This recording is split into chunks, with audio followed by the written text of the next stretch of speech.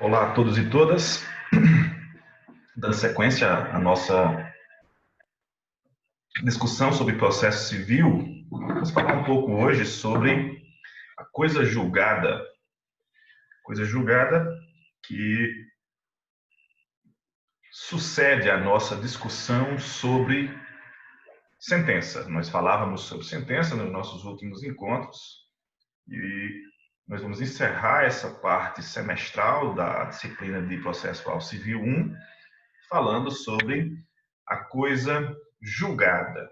Antes de nós adentrarmos de maneira mais apropriada às questões alusivas à processualística civil e ao Código de Processo Civil, eu acho prudente que nós falemos sobre a coisa julgada dentro de um prisma constitucional, já que o nosso legislador, na Constituinte, estabelecendo como direito e garantia fundamental no artigo 5º, inciso 36, ele estabelece que a lei protegerá o ato jurídico perfeito, o direito adquirido e a coisa julgada. A coisa julgada ela já ganha essa roupagem de proteção necessária dentro da perspectiva do próprio eixo constitucional, da temática abordada dentro dos direitos e garantias fundamentais na nossa norma ápice, na nossa Constituição. E, obviamente, que a coisa julgada é uma temática que também ela adentra nas questões do processo penal, do processo civil, do processo do trabalho, enfim. E no que diz respeito à processualística civil, o legislador ele vai abordar no CPC de 2015, na Lei 13.105, que é o nosso Código de Processo Civil em vigor, ele vai trazer, a partir do artigo 502, as disposições concernentes à coisa julgada. E ao se referir à coisa julgada, o legislador processualista ele diz que a coisa julgada é uma autoridade. É uma autoridade que faz com que a decisão judicial ela seja considerada imutável, inalterável, impassível de modificações. Uma vez ocasionada a coisa julgada, uma vez ocorrido o trânsito em julgado, nós não podemos mais falar na possibilidade de alteração do conteúdo decisório. E isso faz com que seja inibida, obviamente, o manejo recursal, torna-se inibida a possibilidade de interposição recursal e também fica inviável o ajuizamento de uma outra ação para rememorar aquela discussão que foi superada com o trânsito em julgado.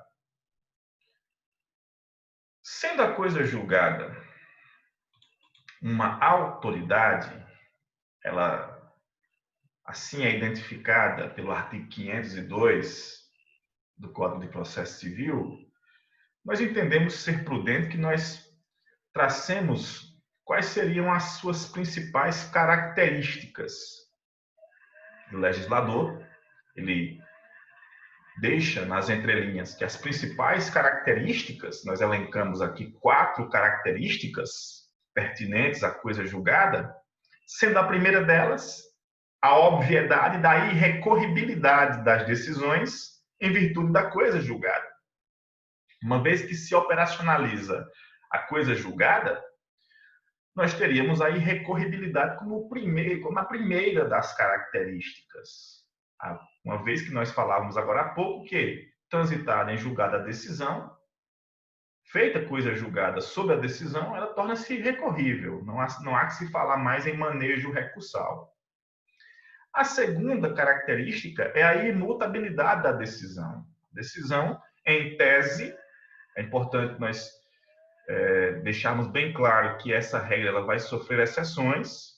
Nós iremos falar um pouco mais sobre essas exceções quando nós estivermos abordando a, a parte de relativização da coisa julgada, porém, em tese, é imutável a decisão gravada com a coisa julgada, com o fenômeno da coisa julgada. A indiscutibilidade também é uma característica da coisa julgada, porquanto o objeto daquele litígio que foi alvo de uma sentença passou pela decisão de um magistrado e que enfrentou todos aqueles elementos do artigo 489, o objeto daquela sentença, daquela decisão judicial, obviamente, ele não pode ser discutido novamente. Não há que se falar em manejar uma ação para rediscutir o objeto que deveras foi decidido e sobre o qual aconteceu, ocasionou a coisa julgada. Perdão. E, por fim, a definitividade, como quarta e última característica, que seria a inviabilidade da reapreciação da matéria, coadunando a ideia dos outros caracteres já apresentados. É definitiva, não há mais que se falar, que se trazer à tona a questão que foi decidida com o selo da coisa julgada. A coisa julgada, no direito processual civil brasileiro, ela aparece das seguintes formas. A coisa julgada ela pode ser material e ela pode ser formal quanto à natureza da sentença, certo? A gente vai falar um pouco mais sobre essas duas hipóteses. Então, no que diz respeito à natureza da sentença, a coisa julgada ou ela é material ou ela é formal. E no que diz respeito ao modo de ocasionamento, de ocorrência da coisa julgada, ela pode ser vertical e pode ser horizontal. Tudo bem? Então, vamos falar um pouco sobre essa classificação. Quando nós dizíamos há pouco que a coisa julgada ela recebe uma proteção de ordem constitucional estabelecida lá no artigo 5º, inciso 36 da nossa Carta Magna, quando nós nos referíamos a essa proteção, nós estamos falando da coisa julgada material. É ela quem recebe o amparo constitucional da inalterabilidade, da inviabilidade de manejo ulterior da ação. Isso porque a coisa julgada material ela vai operar quando o trânsito em julgado acontecer em sentenças definitivas. E nós sabemos que as sentenças definitivas são as sentenças de extinção com análise de mérito, que estão fundamentadas nas disposições do artigo 487 do Código de Processo Civil. Uma vez que o juiz adentra as questões meritórias, e nós sabemos dos 3 incisos que compõem o artigo 487, havendo esse adentramento e não tendo sido apresentado a tempo o recurso, eventualmente cabível, em face da aprovação da decisão, nós teríamos, então, a ocorrência da coisa julgada. E pelo fato de a sentença em discussão, sobre a qual se fez coisa julgada, ser uma sentença extintiva com análise de mérito, então nós estamos falando de coisa julgada material. Então, a coisa julgada material, ela impõe a regra, o trâmite de imutabilidade da coisa julgada, em virtude de nós estarmos discutindo uma sentença de extinção com análise meritória. Enquanto que a coisa julgada formal aconteceria quando transitada em julgado a sentença terminativa. Se o trânsito em julgado se deu em face das sentenças de extinção sem análise de mérito. E as sentenças de extinção sem análise de mérito, como nós sabemos, elas encontram supedâneo no artigo 485 do Código de Processo Civil. Então, se nós temos trânsito em julgado de uma sentença que extinguiu com análise, isto é, uma sentença definitiva, faz-se sobre tal sentença a coisa julgada material. Se nós estamos falando de uma sentença de extinção sem análise, ocorrendo coisa julgada para com essa sentença, então a coisa julgada nesse caso ela é formal. E o fundamento que nós invocamos aqui do CPC é o artigo 486, parágrafo 1º do Código. Então vamos entender como funciona a sistemática da coisa julgada material e da coisa julgada formal. Observem só. Em se tratando de coisa julgada material, em se tratando de coisa julgada material, o legislador ele faz com que nós entendamos que, nesse caso, aquela imposição do artigo 502 aplicável à sentença de extinção com análise faz com que seja impossível o manejo daquela mesma ação que foi extinta e qualquer outra, eventualmente, extinguível no futuro ou passível de uma promoção. Deixa eu dar um exemplo bem claro. Imaginemos, pois, que A promove uma ação contra B. A é o autor, B, o réu. Imaginemos, pois, que essa ação foi julgada com análise de mérito. O magistrado, ao julgá-la, usou uma das hipóteses do artigo 487 e extinguiu o mérito da causa. Analisou o mérito da causa. A contra B. Sentença de mérito. Não houve apresentação de recurso pela parte vencida. Temos, pois, o trânsito em julgado da sentença. Ponto. Pergunto. Esse mesmo objeto que gerou o ajuizamento dessa demanda, a mesma causa de pedir, o mesmo pedido, as mesmas partes, aquela mesma tríade que nós falávamos quando nós estudávamos as questões processuais na defesa, coisa julgada, para que aconteça, nós devemos ter duas ações que tenham identidade, para que sejam idênticas, que possuam as mesmas partes, mesma causa de pedir, mesmo pedido. Só que essa segunda causa não pode mais ser promovida. E por que não? Porque nós já tivemos a análise meritória na primeira. Então, quando A promove a ação contra B e há uma sentença de extinção com análise de mérito, essa ação não pode ser reproposta novamente. Então, tanto aquela ação que gerou a sentença está resolvida, como qualquer outra que vier a ser invocada, ela vai encontrar, ela vai esbarrar na coisa julgada. Se, porventura, a sentença proferida for uma sentença de extinção sem análise, aí nós temos que lembrar da perempção. A perempção permite que eu promova essa ação mais outras duas vezes. Por quê? Porque não houve a análise de mérito. Então, se não houve análise de mérito, a coisa julgada que acontece ela é formal. E formal por quê?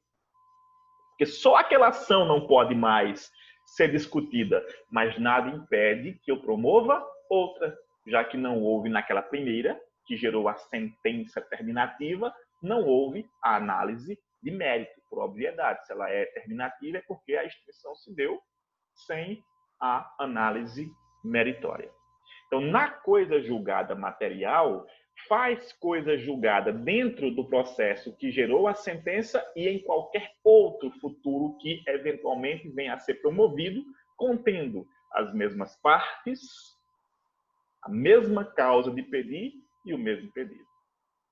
Se porventura a coisa julgada ela é formal, ela faz coisa julgada naquele processo, porque não cabe mais recurso. Houve a extinção sem análise, ninguém recorreu. Então, esse processo eu não posso reabrir, mas eu posso abrir outro, mediante o ajuizamento de uma nova ação, onde estejam corrigidos os vícios que geraram a problemática, que geraram a extinção daquela primeira ação. É o que diz o artigo 486, parágrafo 1º. Então, no que concerne a natureza da sentença, nós temos a coisa julgada material, atingindo as sentenças definitivas, e no que diz respeito às sentenças de extinção sem análise, opera-se a coisa julgada formal. Então, essa é a primeira classificação. Quanto ao modo de ocasionamento da coisa julgada, nós temos a coisa julgada vertical e a coisa julgada horizontal. É um conceito nosso. A classificação que nós criamos. A coisa julgada vertical se dá quando a irrecorribilidade ocorre em virtude da intempestividade recursal, em virtude da preclusão temporal, isto é, em razão da inexistência de prazo para a apresentação, para a interposição do recurso. Então, eu até teria para onde recorrer, eu teria instâncias para onde recorrer, mas o que me vai faltar é prazo. Quando a coisa julgada for... Eu troquei aqui, viu? Deixa eu corrigir aqui para vocês. Coisa julgada horizontal, certo? Deixa eu fazer a inversão. A coisa julgada horizontal, certo? Eu fui induzido a erro aqui pelo nosso PowerPoint. A coisa julgada horizontal é aquela que decorre da intempestividade. Ainda bem que a gente corrigiu um tempo. Enquanto que a coisa julgada vertical, vamos recapitular. Coisa julgada horizontal acontece em virtude da intempestividade, da preclusão temporal. Repetindo, eu tenho para onde recorrer, mas não tenho mais prazo. Isso é coisa julgada horizontal. Então, me perdoem o equívoco passado.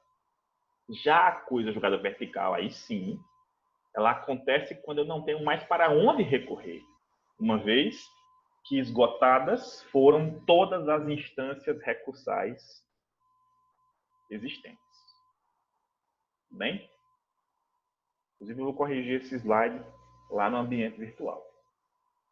Então, quanto ao ocasionamento da coisa julgada, nós temos a coisa julgada horizontal, em virtude da intempestividade, vertical, em virtude do esgotamento das instâncias.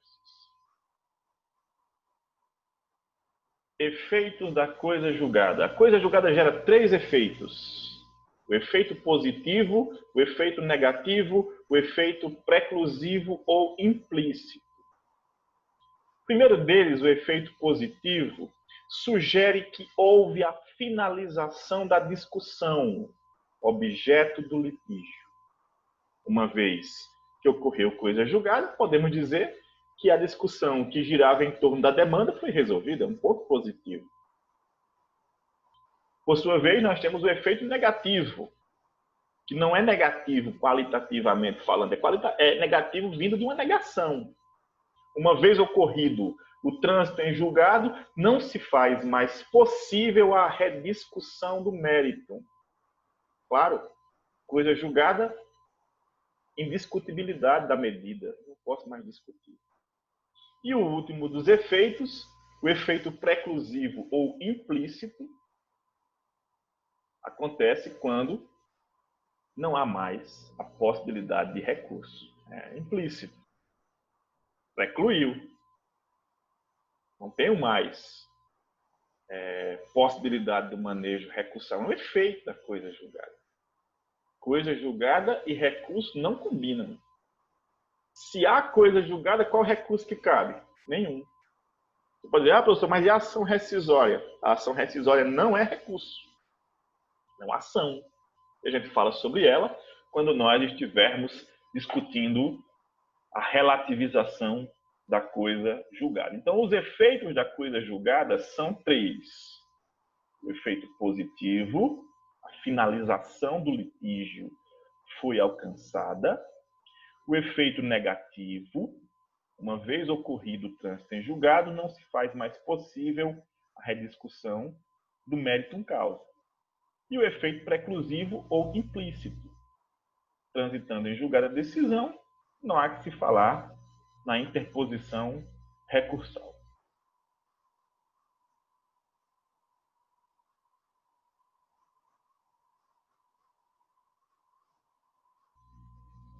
Os limites da coisa julgada aparecem de 2 formas. A expressão limite é o alcance da coisa julgada.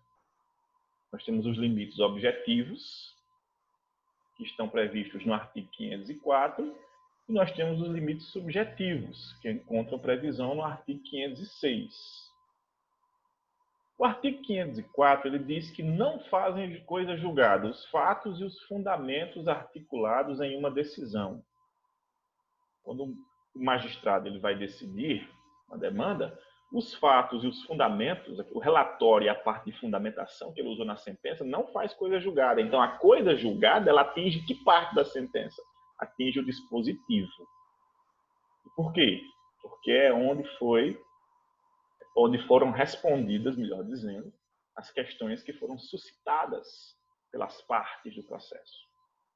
Então, quando eu quero saber quais são os limites objetivos, eu pergunto, o que faz coisa julgada na sentença? O que? É o dispositivo, é a parte dispositiva. Não fazem coisa julgada fatos e fundamentos que foram apontados numa sentença.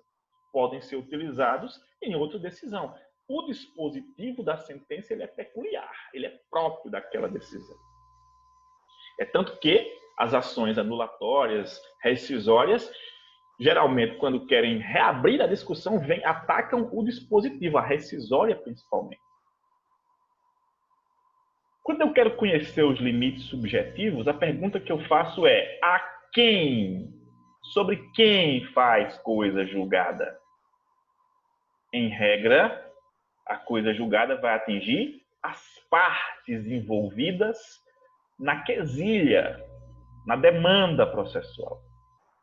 Quem é atingido pelos efeitos, pelos impactos da sentença? As partes litigantes. No entanto, excepcionalmente, terceiros podem ser atingidos, desde que não sejam atingidos para serem prejudicados. A sentença não pode atingir a terceiros, trazendo-lhes prejuízo. Então, a sentença ela alcança, uma vez transitada em julgado, ela alcança as partes envolvidas, mas se trouxer aspectos benéficos, poderá atingir a terceiros, seja uma pequena classe, seja no sentido erga omnes. E eu encerro essa nossa aula de hoje falando um pouquinho sobre uma crítica que eu faço à irrecorribilidade das sentenças terminativas proferidas em sede de juizados especiais federais. Isso porque a Lei 10.259 de 2001, que é a lei que cria os juizados especiais federais, estabelece em seu artigo 5º, dizendo da seguinte forma: exceto nos casos do artigo 4º, somente será admitido recurso de sentença definitiva.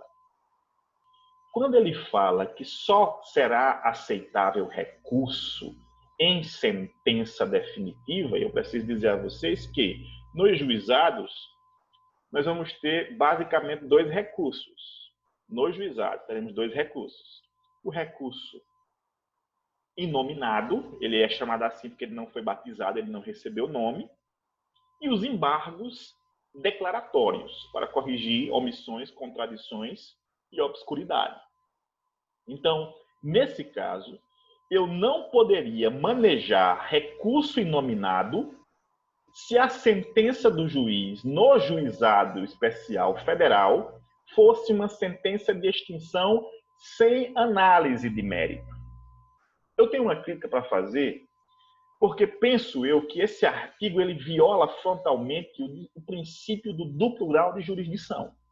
Indiscutivelmente. Ele faz com que a sentença terminativa dos juizados especiais federais seja uma sentença irrecorrível. Convenhamos, os juizados eles são criados com o objetivo de minimizar os obstáculos da jurisdição e não acentuá-los. E nessa esteira nós temos o entendimento do STF. Esse entendimento não é muito antigo, é recente. O ministro Dias Toffoli entende que há uma interpretação equivocada do termo sentença definitiva.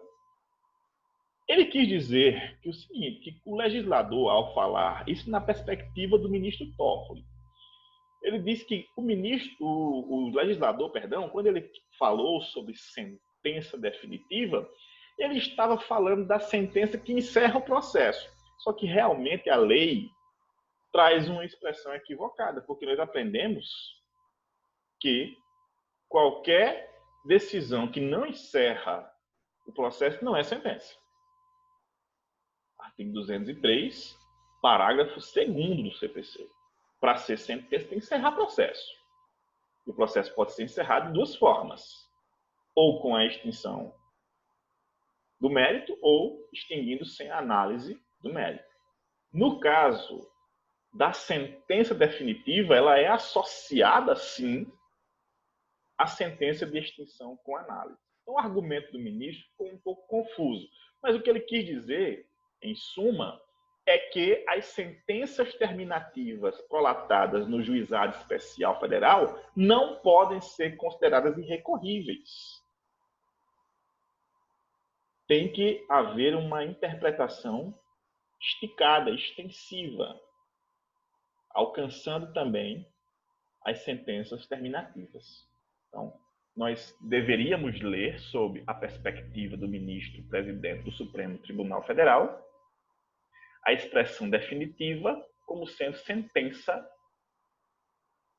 de qualquer modo. Sentença em geral. Tá certo? Então, nós encerramos essa primeira parte de coisa julgada, falando sobre essa crítica à irrecorribilidade das sentenças. Eu entendo que o legislador ele se equivocou, certo? O STF está certo ao entender que é recorrível a sentença de extinção sem análise de mérito proferida no âmbito dos juizados especiais federais. Muito embora a lei diga de maneira diversa do que nós entendemos. Então, eu me despeço de vocês e nós vamos ter um último encontro para falar muito rapidamente sobre a relativização da coisa julgada. Então, tchau, tchau.